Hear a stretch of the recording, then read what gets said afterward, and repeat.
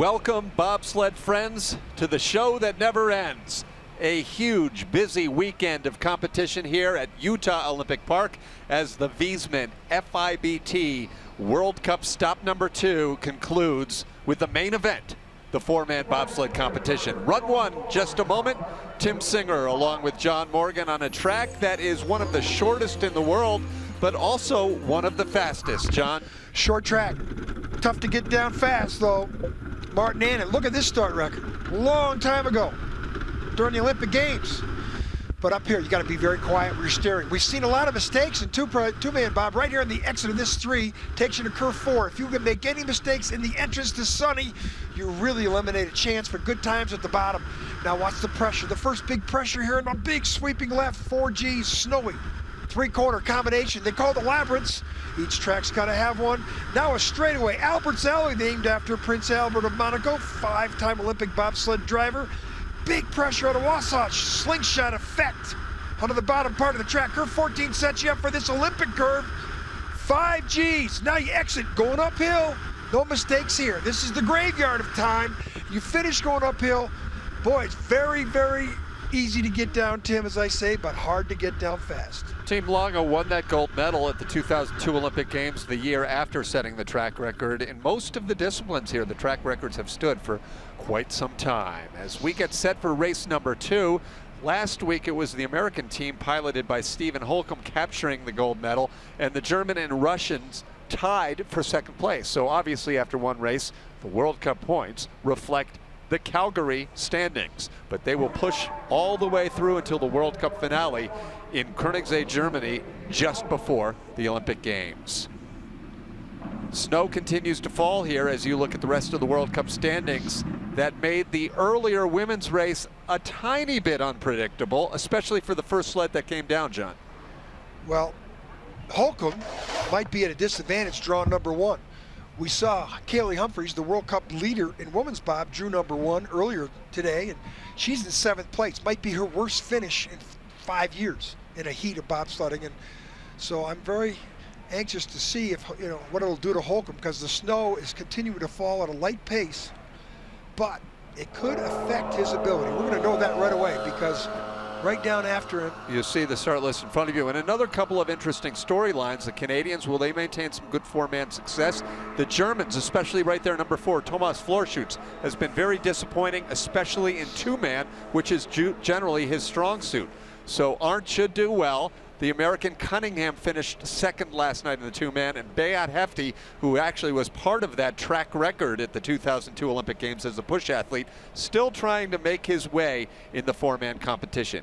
As you see, 24 sleds in the field, 20 will qualify for run number 2 and kick back, because here is your pre-race favorite, undefeated so far in this season, pilot Stephen Holcomb, along with Kurt Tomasevich, Steve Langton, and Chris Fote. Best start time in both runs last night in the 2-man competition. Chris Fote, the final guy you see there. Last week he used Steve Langton. The Night Train 2 team kicks off the World Cup. 481. Tomasevich, the lone remaining athlete from that Olympic gold medal winning performance in Vancouver. Speed in the left, 86.7. Keep your eye on that. That's going to be the telltale sign of how they got in and loaded the sled. That's the velocity out of curve 3. Really important. Holcomb's the rabbit, usually the first guy down. Big advantage with fresh ice. 84.4 miles an hour, John. How does that fare based on your experience? That's a fast track. It's a fast speed. Not record time. But boy, he's got this sled. That's late there. As soon as I said that, sled got away from him a little bit. Little slap there, 136.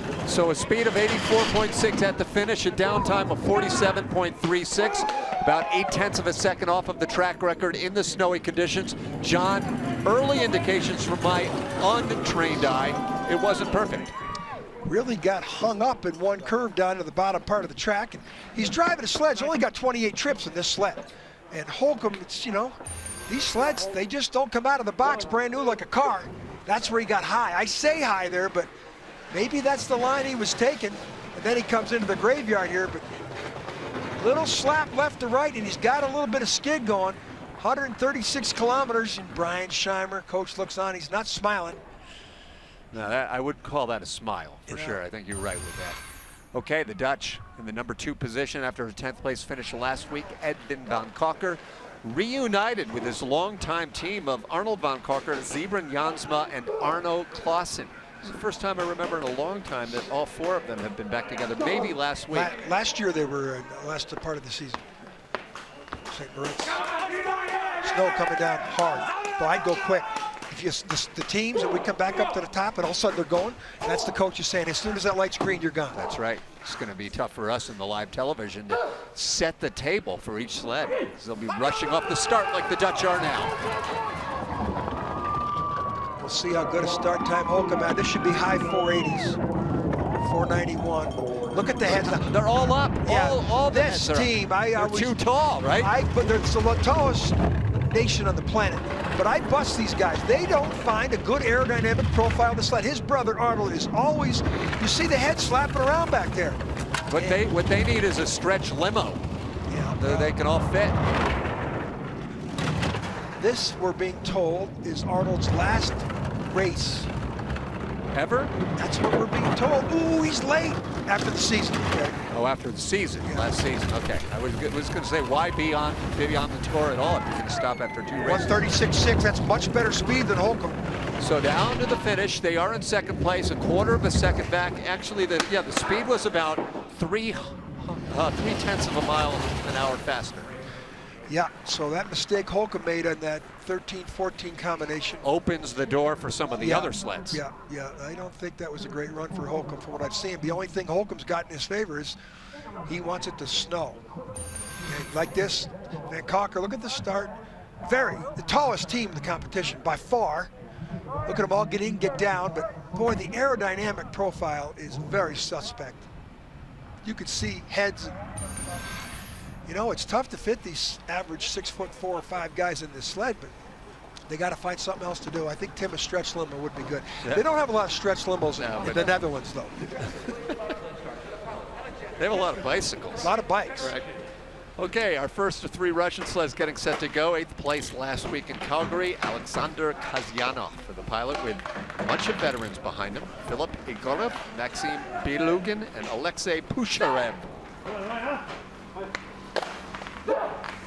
This is going to be a good telltale sign. This is a good team.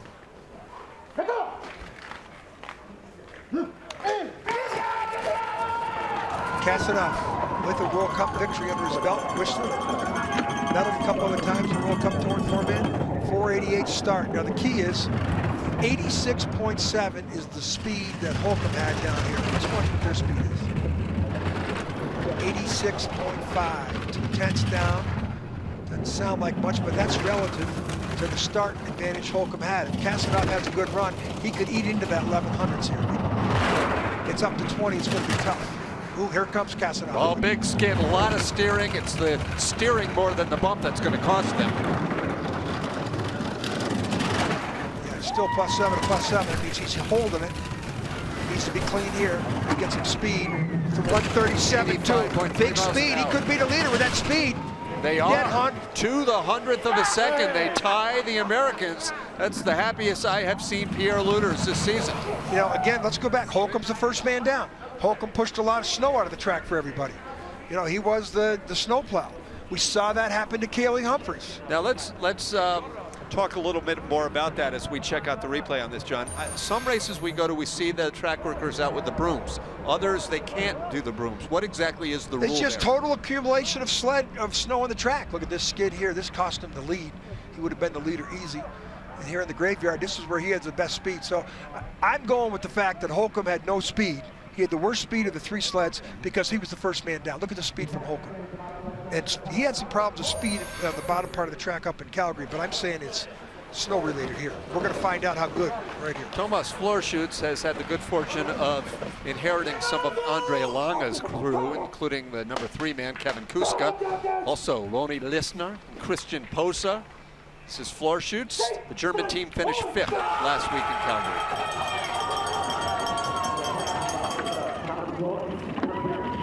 Kuska on the sled, won an Olympic gold medal as a push athlete, 4-man bobsled on this track in 2002.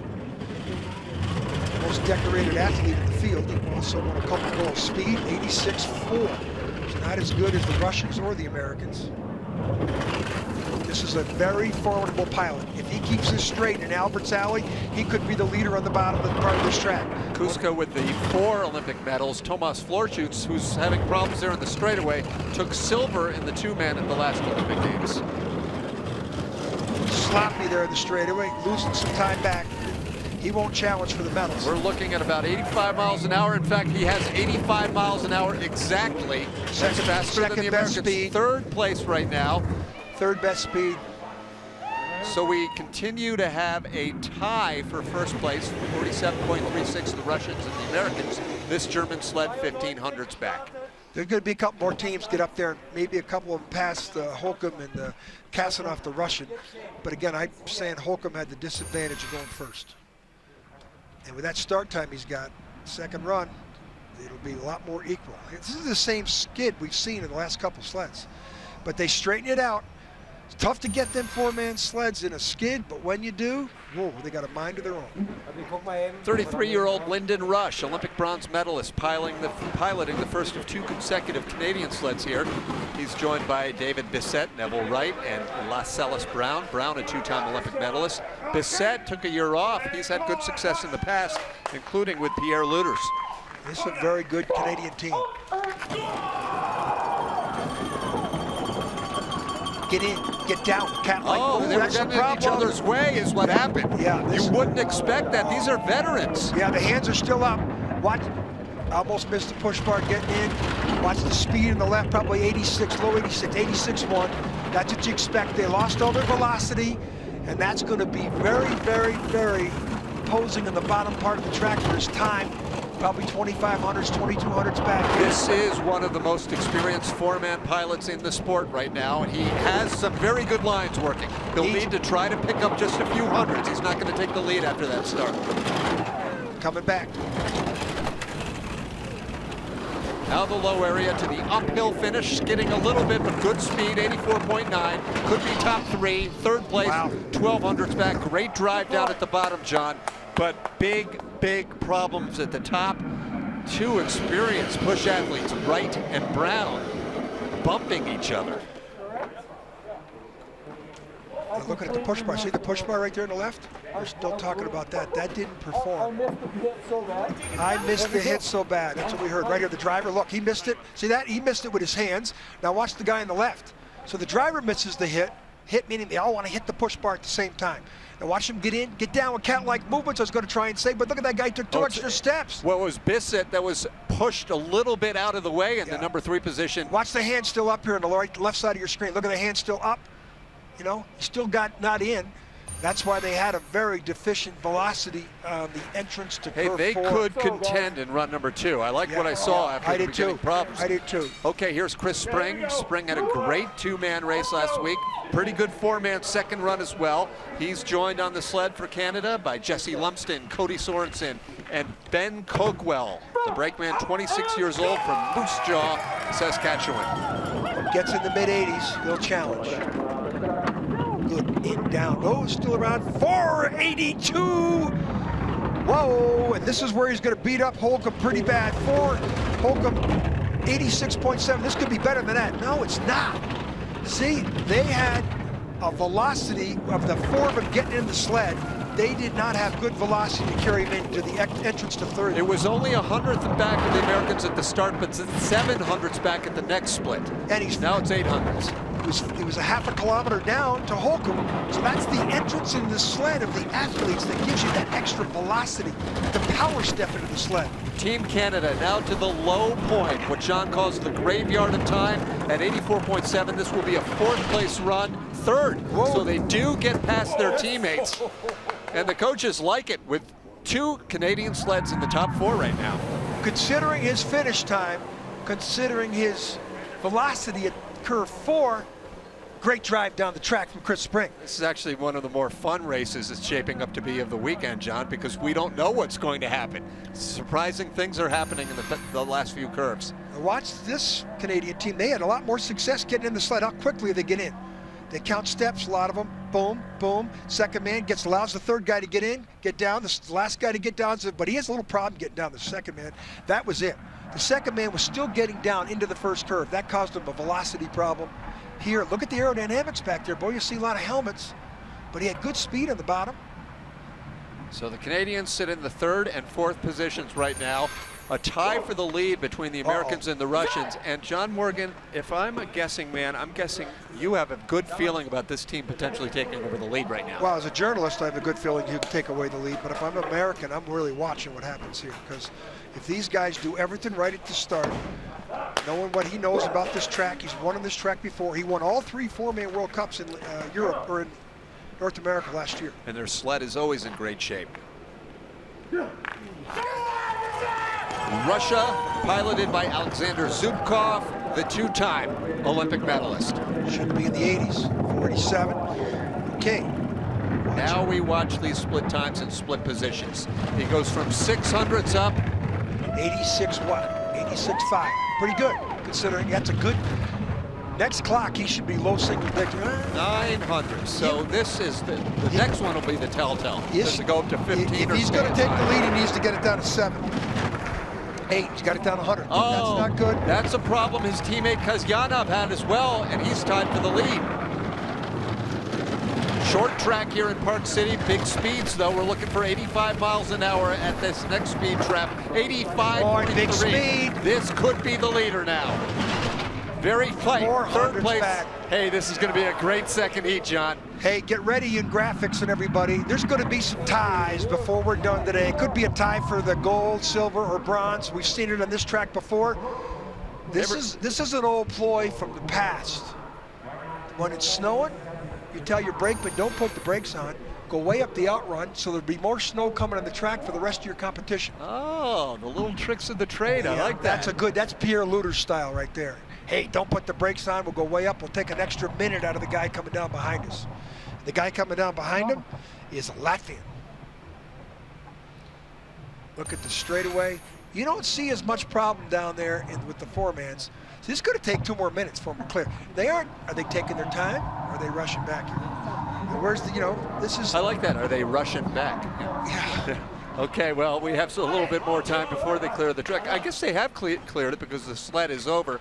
The Latvians, wow, pilot. Surprised they're letting them to do this because they're still not out of that track at the bottom. But see how good the Latvians are? The coaches, we want to go, we want to go. As soon as that green light went, they went. A great time, 484. They finished in 7th place at the World Cup. We know they're quick starting teams, still inconsistent on the drive down. 86.4, that's not bad. Should have been better than that, though, with that start time. 3rd best start. Young pilot, big promise. The Latvians are saying we could see this guy for another decade. Plus 10, 9. And they're coming late in the heat. A little snow on the track. Trying to chase down an American and Russian team that are tied for the lead. Good line there in the low point, and a speed of 84.7. That puts them back into 6th place among the 8 who have gone, but ahead of Germany's Thomas Flocshutz. Now remember, there's already been 20 women's sleds on this course. They hadn't had a chance to spritz the course, and it's been snowing. Are they planning to do that between the 2 heats? They'll spritz the start, but even if you spritz the start, the snow still comes down on top of that glassy ice. And that's why we saw people slipping in the first heat, too. What they need is a Zamboni that can go as quick as a bobsled and comes down after every sled. There's some tracks have the little Zamboni machine, but it doesn't get up on the curves. In, down, this number 2 guy, he ain't get down. Look, they aren't down before the take on to the first curve. You got to do that. You got to be settled in the sled before the first curve. No movements. It's almost like, hey, the coach tell him in the second run, take 1 step less. Get in, get down. 26-year-old pilot Justin Cripps from Canada with his crew of Tim Randall, James McNaughton, and Brian Burnett. McNaughton, the number 3 man, 24 years old from Newmarket, Ontario. Canada right now sits in the 4th and 5th positions. Boy, this Barnett, excellent track and field athlete for Canada, and he's big. He's got the frame. He gets some experience. He's going to be dangerous. Look at the heads back there, boy. Yeah, you see a lot of heads up. They had a sloppy load as well. Look at that. The aerodynamic profile here is very suspect. 86.5, that was pretty good. Start time was great. Third best fastest start. Yeah, so but 200s comes to 600s, and again, it's this third split that's been the telltale sign for us, John. The telltale sign. Look at the heads. You can see them slapping around. Look at, can you see any heads back there? Yeah, you can see them all vibrating. See shoulders. Not good aerodynamic profile on a high-speed track, 85 miles an hour. The aerodynamic flow over the top of the shoulders of the guys in the back. It's dirty air. The more dirty, the worse it is. This will be 6th or 7th place. They're hoping not 8th out of the 8th. It is 8th place out of 9 sleds. I'm telling you, that's bad aerodynamic draft there. But it was more than just that, right? The load was not that clean, despite the fast start. It was like the Lyndon Rush sled. He's 1700s out. He was 700-800s there in aerodynamics. You know, the scientist that I am, Tim. Yeah, that's right. Did you get your doctorate yet in that, Dr. Morgan? No, but I got my doctorate of seeing thousands of sleds come down a track. You can recognize what's fast and not by just looking at the driver's helmet. When after you just shot here, can you see the guys behind him? Yeah, you can see all the heads rattle around. Shouldn't see those guys at all. The good teams, you won't even see those guys back there.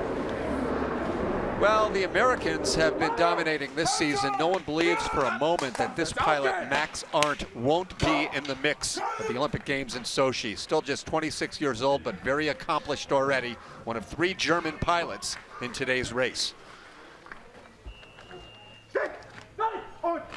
Arndt pushing with a crew of Marco Hubenbaker, Alex Rodiger, and veteran Martin Putza, a veteran of the Andre Longa sled, with a 4.85 start and a little bit of a trouble with the push bar. The speed, 5th best start, speed in the left, 86.1, 86.2, one of the lesser velocities we've seen, but this is a magical pilot here.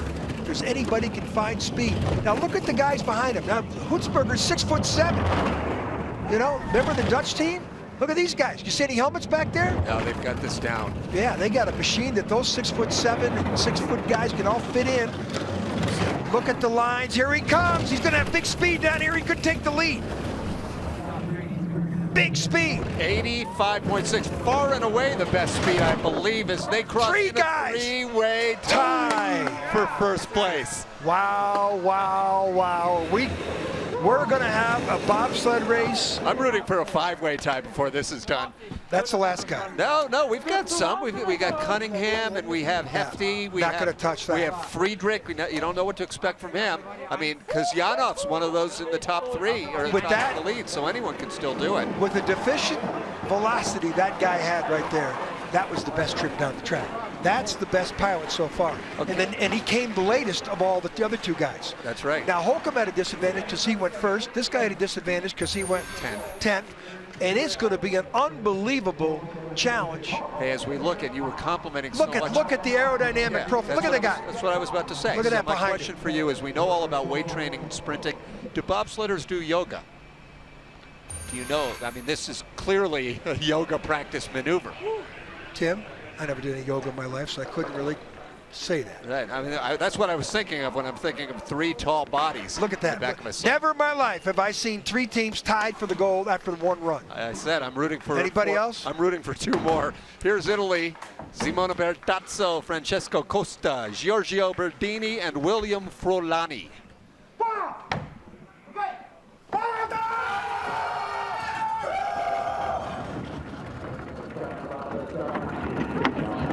Clean load, it won't be fast, 5 even, the slowest start time. I'm thinking now, Tim, with 3 teams tied first, they determine who goes first by the draw. So I think Holcomb will go first of that group of 3, and Arndt will go last. Which advantage, if it continues to snow, could be for the Americans. And remember, there's a guy 400s out too, Zubkov, so he's not out of the mix either. Wow, do we have a bobsled race coming up in the 2nd run. Bertazzo falling further and further and back to the 3 sleds out in front. You see the Holcomb mark, because they can only pick 1 sled to compare them to. And Holcomb had some of the faster splits down at the bottom. Here we have a speed of 84.9. John, that's not bad. No. That is not a bad speed. No. On this track, there's a lot of people can achieve good speeds in the bottom of good driving, but if you don't have the start time. 4-man is the only discipline. Look where they stopped. Yeah. You know, Four-man's the only discipline, John, all weekend long where that speed 3 was faster. Usually they have their fastest speeds in the middle, but these four-men, the gravity, they just keep picking it up. Big trucks. Look at the holes in the push bar. That's to get the weight out. Heavier the team, the lighter the sled. There is a minimum weight on the sled. In, down, cat-like movements before the first curve. Very well done by the Italians. American Nick Cunningham had a silver medal last night as a pilot in the two-man competition. Here's his four-man performance of the week coming up. He's joined on the sled by Olympic gold medalist Justin Olson, along with Johnny Quinn and Abe Morlew. Come on! Let's go! All right, here we go! Let's go, boys! Pilot out of Monterey, California, off and running. In, down, quick before the first curve. Not bad. Push bar in. You can see the number 2 guy's It was head. a bit of a correction right there in curve number 1. Fourth best start. Speed 86.6 to be good. 86.6 it is. So now, Nick Cunningham points this older Bodine sled down the middle of the track. He's got a chance to get in the top 5. Because the speed's still there, because Max Arndt just proved it. You just saw the track worker after each sled goes by, they jump in, they do a little bit of sleeping, a little bit of cleaning. 1200's back. He'll try to reverse that trend down here at the bottom. He's going to be great entry. He looked a little early there, so he's lost a lot of time on the bottom part of the track. He's going to be top 8 if he's lucky at this point. Speed. Right, the speed of 83.5 among the slowest speeds. I wonder if we could do a speed check there. 11th fastest, so they had a great start time. Yeah, 4th best start. What do you attribute that to? There weren't a lot of mistakes. You know, he did good in four-man last year. He won a medal in Lake Placid in four-man, and so I'm surprised that he's not doing better, especially with the 4th best start time, especially on a track that he's familiar with. We went sideways into 1. They went sideways into 1. You just heard somebody say that. Well, I said they had to make a correction there, so clearly you lose that speed up top when you're not going that quickly. It's all done, right? Yeah, I didn't see that. It was right there. It was just a little bit of a shift. Well, they had decent 86.6. You know, remember, Max Arndt at 86.2 speed, which is about 52 miles an hour. Okay, here's another contender for the 4-way tie, if he gets there for the lead. Young German pilot, 23-year-old Francesco Friedrich, Alex Mann, Gregor Birnbach, a late replacement in the number 3 seat, and Torsten Margis. These Germans have a combination of teams.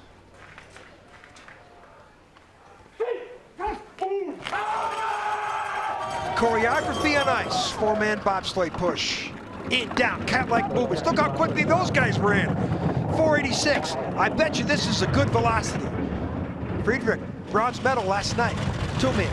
7th fastest start. We'll see where this next split is. Not bad. The next split is the 6th fastest, so he's reversing the trend. Lost a little bit of time, but reversed the rank. This could be a contender. Speed similar to Cunningham's, means he's going to fall back more. Track, I don't think he's got anything else left in it. Got a lot of sleds been down. This is about the 35th sled down in the last 2 hours.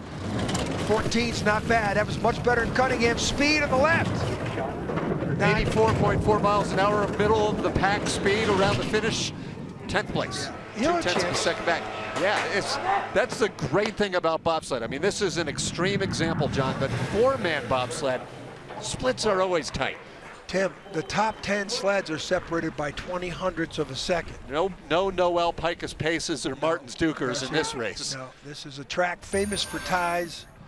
Look at this. This is the best team for getting in quick and early. Cat-like movements. Bang, dang, get in, get down, push bars. They were settled before that first curve as good as anybody. Watch how's the head aerodynamic profile here? We see a little bit of that number 4 guy bouncing around. Swiss up next at the top. Beat Hefty owns the track record set in 2002 as a push athlete for Martin Arndt. Several years later, he moved to the front seat in 2007, now competing with Alex Baumann, Jörg Eger, and Simon Friedel. Hefty lives off his start time in the 2-man. He's a start monster, we call him. He's just big and thick. I mean, you talk about a big Swiss athlete. He is. And there are so many great athletes in Switzerland. Why are their four-man start times so deficient? Don't know. Very perplexing. Ivo Rug used to have great start times. Swiss precision starts, Swiss precision timing. Seem to have lost that focus. Push bar come out there a little bit. The G-force does that at the exit of the curve. Ooh, that's a rough transition there. Watch the heads here. Yeah, a little shaking around, not too bad. Speed, way off. 83.9 miles an hour, slowest speed, and the third slowest down time, 2900ths out of the pace. 12th place for Swiss pilot Beat Hefty.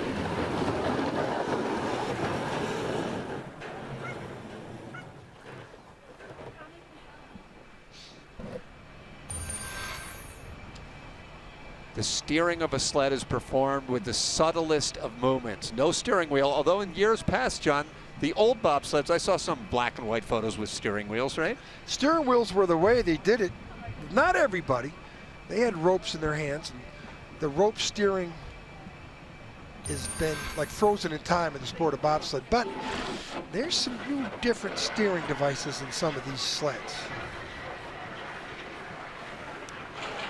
Next up for France, it's start number 15, pilot Louis Coster. At start number 15, I guess that makes him Louis the 15th, with Romain Heinrich, Florent Ribet, and L.A. Lefort, the brakeman. Lefort used to slide with Monaco. This is his first appearance for France. And hey, I want to give a hand round of applause to this French athlete last night. I was impressed with him. Coster he beat Thomas Flocshutz, he beat a bunch of people in the first run. Where are the Monegasque? They were in Lake Placid this weekend, so we're going to probably see them. And it's still Cervelle, right? No, it's the other young pilot who won the Junior Olympics. And is Bruno coaching them? I would think he's back there. Okay, to the start time, 14th fastest, 4.93 out of 15 sleds. And what did they do well in the two-man? It was fairly clean drive line. Wasn't a bad start, but he drove well. So, you know, it's nice to see France have some potential. Are the helmets all behind each other? Let's take a look at the straightaway coming up. Number 2 guy's up a bit, it looks like. Yeah, we see some bouncing around. Ooh, we hit early there. Here's, do we see anybody? Not bad. For guys who really aren't familiar with each other, they must have been a lot of time on that Europa Cup the last couple of years, because for a guy to come out and do what he's doing is pretty good. Speed coming up at 83.9 miles an hour. That was better than one of the American sleds, but they will fall back of them. 14th place, just behind the Americans. That's not bad. I'm impressed. This French.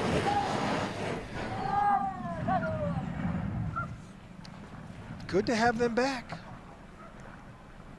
They're from La Plagne, you see the sign. Great track. I love that track. And great tradition for the French in four-man, with a world championship in '99 running away in Cortina. Yeah, that Bruno Magin with some historic performance. Watch the lines here. Comes over to the left side of your screen to get on the take out of the curve where he wants to. Then he can steer off the curve where he wants to. Hey, like, very good. Very impressed. 32-year-old Corey Butner pilots this USA sled, along with his crew of Chuck Berkeley, Adam Clark, Chris Langton out of Melrose, Massachusetts, the younger brother of the top sled push athlete, Steve Langton. Cornell University grad, that Langton. Berkeley was a track and field athlete. Adam Clark, these are really some good athletes right here. They're get down the speed. 86.5 should have with the start speed, but he tapped there. 86.7. That's a good velocity. Butner had a good night last night in the two-man competition. It was 4th place, part of a 1-2-4 United States finish. Needs to keep it 12 or 13 here in the next clock. There's 12, that's fine. Not bad. Great look at that cowling separation. A sled really in 2 late pieces. there, 2 runners there. Bottom 14, not bad, 17 down. Perfect lines, 135. 134 doesn't have the speed. No, it definitely does not have the speed. Hoping for the top 10, he gets 11th place, but tight, 2300ths, only 900ths of a second out of the top 6. Well, and let me tell you, he's going late. He doesn't have a good track to work with. This is the 37 sleds been down the last 2 hours. That's a lot of ice been cut up. That's like playing a game in a hockey game late in the third period on a warm night in May in the Stanley Cup playoffs, and the ice is pretty soft. You know, you can't skate fast. Here in bobsledding, they haven't had a chance to prepare the ice between the women's first run and this run. So anybody coming late's got a real cut up track. I don't think that was that bad a run for Butner. 24 sleds starting the race in run number 1 here. Only the top 20 will qualify for a second heat. A little later on, we've got the second heat of women's bobsled, as well as the second run once this men's 4-man competition is done. This is the third Russian sled. Nikita Zakharov is the pilot. We have a 3-way tie at the moment for the lead between one Russian sled, along with a German and an American team. I see our timing and scoring system. I think the thing's probably smoking up right now. I mean, I've never seen triple tie. You've never seen a 3-way? Triple tie. At least there might have been one I've for seen the it lead in other spots. But not for the lead. There's almost a 3-way tie for a bronze medal at the 1998 Olympic Games in 4-man. Yep, Scheimer 200s away from that. He finished 5th. The French and the British tied for a remarkable bronze medal. Great for the sport. 6 different nations. Ooh, look at that. It's hard to get a 4-man to do that. Hard to get a 4-man to do that. 2-mans are like little sports cars. Even on a slippery, snowy day. Yeah, 2-mans are like a sports car. You can get those sports cars in and out of trouble at your own doing. But these 4-mans, they don't. You really can't get them into trouble. But once you get them into trouble, watch out. They go the way they want to go. Less steering in a 4-man sled with all the mass. Great sound though from this 4-man sled. Not bad down here at the bottom, but a better speed than the Americans, a better speed than several of the other sleds we've seen. 15th place out of the 17. Luder shakes his head, but that speed down there, John, middle of the pack. But after a lot of trouble at the top, that wasn't bad.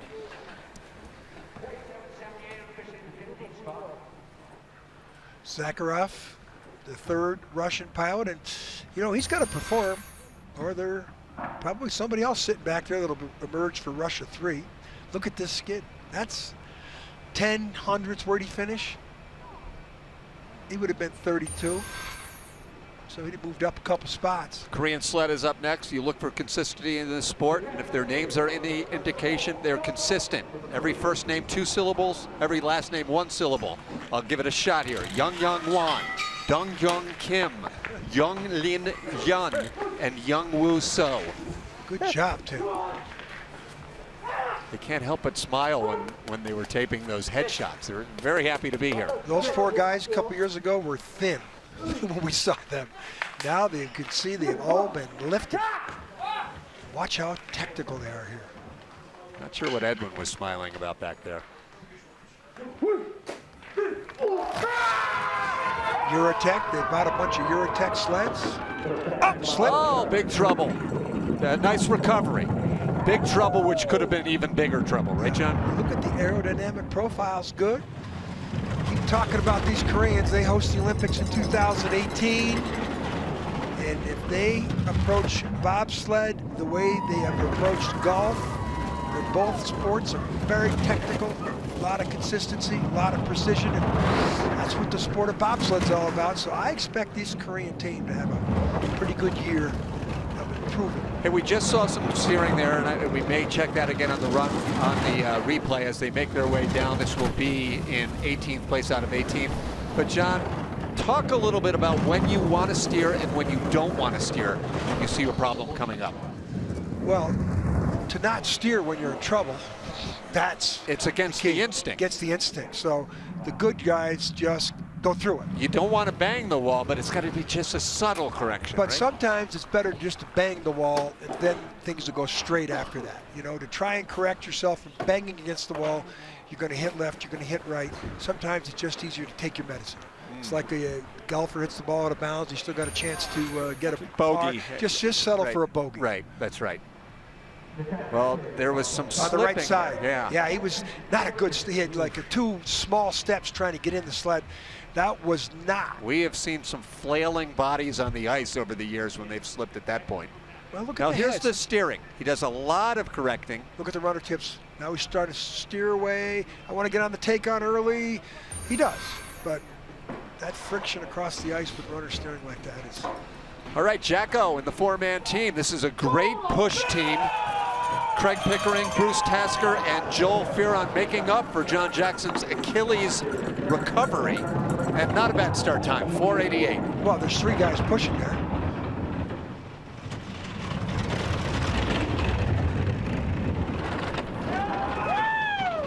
Jackson coming off that torn Achilles April training. It's remarkable that he's even out here. They got a special boot now that they put on and continues to change and keep stretching your Achilles as as you bend. And they say he went through a lot of scientific procedure.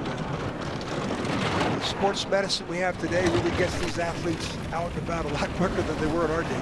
Peter Gunn was telling me, and I was speaking with Alan Anderson, the performance coach, it's all about pacing and working up to Sochi for this team, peaking then. They're not expecting phenomenal results, but there's Peter Gunn right there. 13th place. Not bad. Is, relatively speaking, phenomenal. Yeah. He's just buying their time. He was top 5 at the World Championships last year. Great year all year. Yeah. 5th in the World Cup standings. Jacko. Special Forces guy in GB. Give him a lot of credit for being out here. That torn Achilles, anybody's ever had one. Knocking on wood, I haven't had mine yet, but he's really been remarkable to see him come back here and be able to do this. Oh, how about that? You know, he takes it easy all week, all for 2 quick bursts on Sunday, or in this case, Saturday. And this, 0-degree temperatures, I bet you it's not real good in that Achilles. Gregor Baumann, the Swiss pilot, with Patrick Brokiga, Fabio Badron, Thomas Amrein. Now, you would think they'd be in a hurry to get off. I'm surprised. Eric Allard, their French coach back there. Bronze medal at the 95 World Championships in 2-man. The Langen World Championships. And Hoppe. And Hoppe. And it poured rain for 2 weeks. We returned to Wurtemberg for the World Championships in 2015, 20th anniversary of that event. 496. Probably going to relegate them to 86, 2 or 3 here. 86 flat. Not good. That's the deficient start time, deficient velocity, and the result will be 30 hundredths back probably the next clock. 37, boys bleeding. A lot of time on the wrong side there. Look at that. Oh, yeah. That around. He was very high on that curve. He went in there late, so we had to take what the corner gave him. The corner said, you better get off here. You're going to steer hard or you're going to be on your head. This will be a 19th place run as our first 20 have now come down. On the bubble sits the Korean team. They have no chance to stay in the top 20. And this Swiss sled, they have a shot at getting bumped off. Well, this guy down there in 24th place, Melbardis, the Latvian coming up, he's the last guy to go down because he's got no points because he was disqualified last week for overweight. And Kupchak crashed last week. Yeah, and so did Baumann, this sled here. But he crashed and went through the finish line and still got his result. He didn't get disqualified. Crashed in the second run.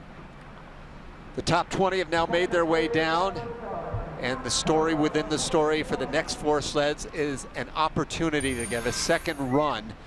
As the Koreans sit in 20th place, this Swiss sled in 19th, and here is the Czech Republic sled piloted by Jan Virba with Dom Dvorak, Dominik Sushi, and Mikhail Vacek.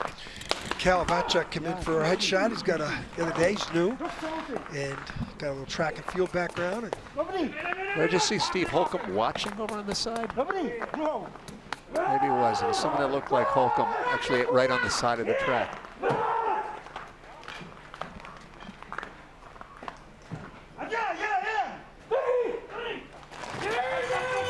There's a lot of snow down here. I'm surprised there hadn't been more people slipping. Look at that, very efficient getting in that sled. They're down by 14, but with that type of start in that sled quickly, he could be 86.3, 86.4, 85.9. Wow.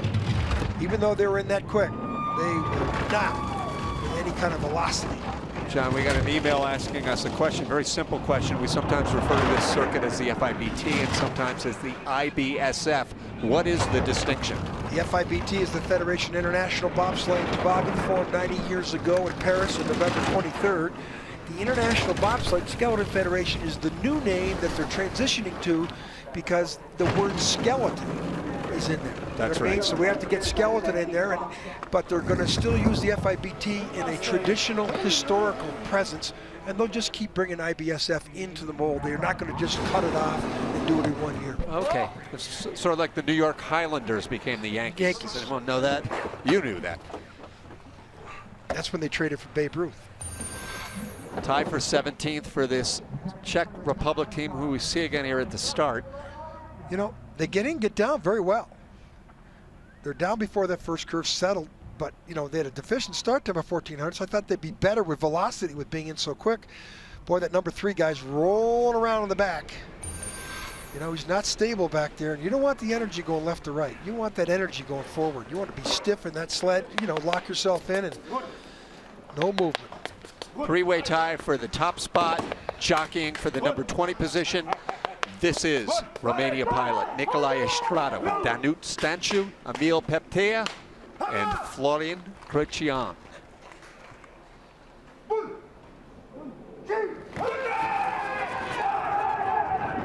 Love these guys. They just keep coming out day in, day out. Yesterday they picked off a couple sleds and 2-man. Their coaches were high-fiving each other at the top of the track. You know, they just do so much with so little. Looking to be within 63 hundredths of the lead. That'll put them in the top 20. So that's your split. You see 39 there. Keep an eye on that top bar as the sled makes its way down the track. Well, you know, not having the start time, the 21st best start time, he's 49. He's going to have all he can do to get to that bottom with that magic number that you talked about, Tim. 63. So this next split 62. So the trend cannot be reversed. Yeah, well, you can't have a 21st start time on this track. And an 82.9 mile-an-hour speed, the slowest of all of the sleds, and the downtime also slower than even the Koreans. That's unbelievable. This team is looking. Well, they want to make sure the remaining 2 sleds finish 23rd and 24th, right? Look how number 2 gets up, so that's so the brakeman can put his brakes on. That's too bad for those guys. Nicholas Estrate team. Look, he's just perplexed.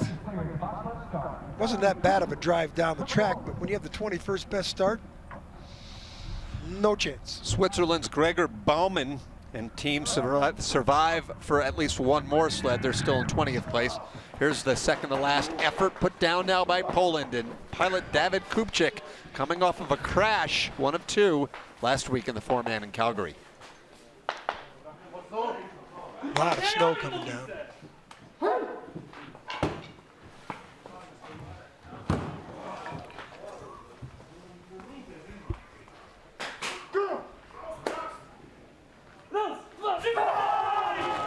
On the sled, Daniel Zalewski, Mikhail Kaparovich, Marcin Duviara.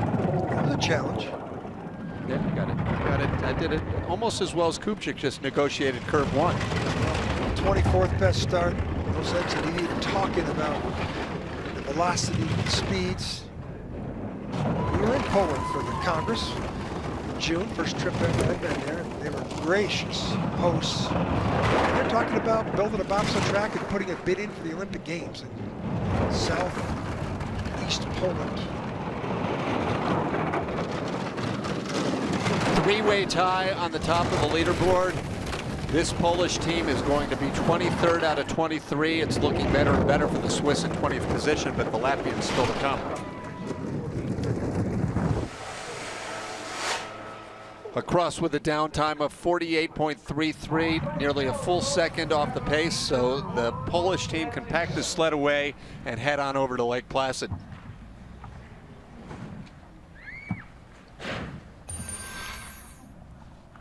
Equipment, but they have a top 10 start time. They finished in the top 15. Kupczyk, very experienced driver. Look at his eyes, right over the top of the cowling. But guys, you got to improve that start time. You have no chance. Now this will be an interesting one to watch, the final four-man sled. This is the sled that won the Olympic test event last year in Sochi. I gotta believe, John, that the Latvians will push the Swiss out of the top 20. Yeah. How far up can they move in this snowy condition? Top 7. 480 start, best start of the day. How about that? Okay, here we go. So let's watch the speed, how they entered the sled, 86.7. 86.6. Expected. He's going to lose a couple back. He's dealing with the deteriorating track. Still 100th up here. Next clock. Yeah, it's going to turn red. Yeah. No, look at that. Back to green. They're toying with us. Now to red by 100th of a second. Still very close. Yeah, not pretty good lines there. Very quick correction in the straightaway. 500ths deficiency here. 4. He'll be 9 or 10. 5. Yeah, 9 or 10 hundredths at the bottom, unless he's got some Superman speed. No. No, 84.1. That's a product of his start number, but check that out. You called it. Top 6, and this is a medal contender in the second run. With that start time, he could get in the leader's box, and he'll probably run way up the track. He stopped it perfectly here. Let's see how many teams run way up the track in that last 5 or 6 with the snow. That's like those guys falling down on the field against that fast track offense in the NFL. Here's the highlight of their, this is just one of the, if not the best starting team in the world right now. Hey, John, traditionally, after all of the sleds have gone down, we see a highlight of the leader. What do you think our tape guys did in putting together our leader highlight that we're about to see? Yeah, well, I'm sure there's a little discussion going on. Who do we show first? Well, in the FIBT system, Holcomb went down first. So you'll see Holcomb first. 3 sleds tied to the 100th of a second. Never seen it. Holcomb, first guy down. He had a deficiency because he was the snowplow. Had the second best start of the heat. Might have something to say with that in the second run. Very clean. Had a little problem on the bottom. Didn't have any speed, but I think that's relative to the first guy down. The Russians have a lot There's the problem there. A little high in that curve. Russians have a lot of depth as well, John, and perhaps not the Russian pilot you would expect to see in the lead, but Alexander Kasianov also tied to the 100th of a second. Yeah, this guy does it. He's had, in fact, last year, if I think I was right, he was the leader in this race. At the end of the first heat, fell to 4th. This was with the 11th fastest start time, so he reversed that trend a little bit. Yeah, he's a good driver. He's really good four-man driver. That wasn't good, but this is, he just doesn't have 2 good heats together. When he gets 2 good heats together, 2 good drives, he'd be top of the podium. But he's got a lot to overcome with that deficient start time. And Maximilian Arndt, one of 3 German sleds, and certainly the strongest German four-man pilot in the world right now based on recent results. Get in real quick there. Didn't have great velocity at the top of the track. He's probably got the best eyes and hands down the track, him and Holcomb. Good speed on the bottom. So all of this sets up, John, for what's going to be a tremendous second run and final run of the weekend. That's coming up in about an hour as you look at the standings. 3 tied to the 100th of a second, 3 others within a 10th of a second, and the Canadians also knocking on the doors for the medals here with 3 Canada sleds in the top 10. They have been very steady, very consistent with a lot of depth all year long. And speaking of Canada, we're about 6 minutes away for our Canadian viewers. We'll be joining you live on television at the top of the hour. Then we have the second run of women's and four-man competition starting in about 20 minutes. John, it's going to be a great finish to a great weekend. Pretty amazing top 3 guys all tied. What an exciting bobsled call we're going to have in the second run. So that wraps things up for the first heat of competition. Much more to come as they're having fun here in Park City. Hope to see you back in a few minutes. For John Morgan, I'm Tim Singer, and a temporary sign-off from Park City, Utah.